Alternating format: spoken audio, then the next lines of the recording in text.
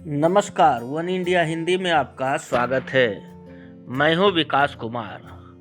गोवा एक ऐसा राज्य जिसका नाम सामने आते ही दिमाग में समुद्र की लहरों में अटखेलियां करते देसी विदेशी पर्यटकों की छवि सामने आती है। गोवा भारत का सबसे आधुनिक रंगीन राज्य के तौर पर जाना जाता है, लेकिन क्या आपको पता है कि देश की आज़ादी मिलने के बाद भी गोवा गुलाम था? वो भी अंग्रेजों के नहीं बल्कि पुर्तगाल का। जी हाँ, गोवा पर 1961 तक पुर्तगाल का शासन था। आज़ादी के 14 वर्षों तक पुर्तगाल से कूटनीतिक और राजनीतिक बातचीत होती रही कि वो गोवा को आज़ाद कर दे और भारत में उसका विलय स्वीकार कर ले, लेकिन पुर्तगाल भारत को सुनने को तैयार नहीं था। वो गोवा से अपने शासन को खत्म करने को तैयार नहीं था। ऐसे में भारत के सामने एक ही विकल्प था और वो था सैन्य विकल्प।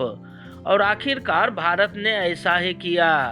भारतीय सेना ने 2 दिसंबर को गोवा मुक्ति अभियान शुरू किया। भारतीय थल सेना और वायुसेना के हमलों से पुर्तगालियों के हौसले पस्त हो गए। सेना ने गोवा में आज़ादी के लिए चलाए गए अभियान को ऑपरेशन विजय कोडनेम दिया था।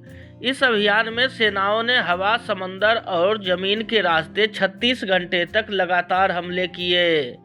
उस लड़ाई में 22 भारतीयों और 30 पुर्तगालियों ने अपनी जान गंवाई थी। और तब कहीं जाकर 451 साल बाद गोवा को पुर्तगाली कब्जे से आज़ादी मिल सकी।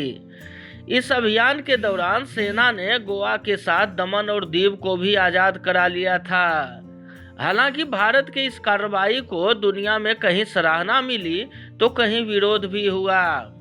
पुर्तगाल ने भारत के इस कदम को गोवा पर आक्रमण करार दिया, लेकिन हकीकत यह है कि गोवा हमेशा से ही प्राचीन भारत का हिस्सा रहा है, जिसे दुनिया जानती और समझती थी। ऐसे में भारत को अपने देश के किसी हिस्से को विदेशी ताकतों से मुक्त करवाने का पूरा अधिकार था।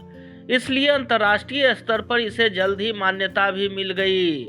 हालांकि बता दें कि हर साल 19 दिसंबर को गोवा अपना मुक्ति दिवस मनाता है, जबकि 30 मई को स्थापना दिवस मनाता है, क्योंकि गोवा को पूर्ण राज्य का दर्जा 30 मई 1987 को मिला था। इस खबर में फिलहाल इतना ही। तमाम अपडेट्स के लिए बने रहिए वन इंडिया के साथ।